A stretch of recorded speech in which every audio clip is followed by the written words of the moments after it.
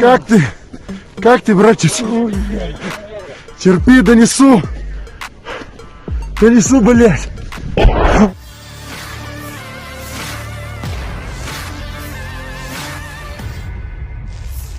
Seorang pasukan Rusia melaporkan situasi panas di garis depan sambil membopong seorang rekannya.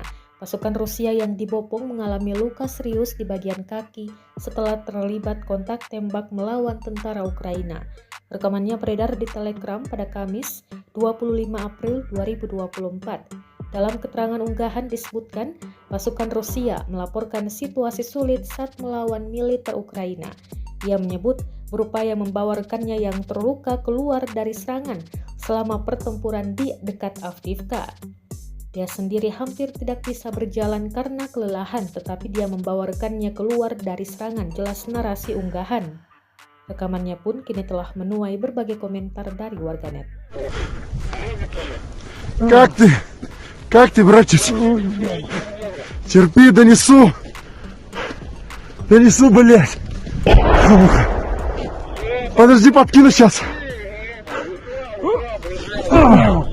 Вот, ты прям на шее, держись. Все, руку опусти. Опусти. Не так. Просто опусти ее, не так. Да, вот. Все. Четко. Терпи. Я же терплю.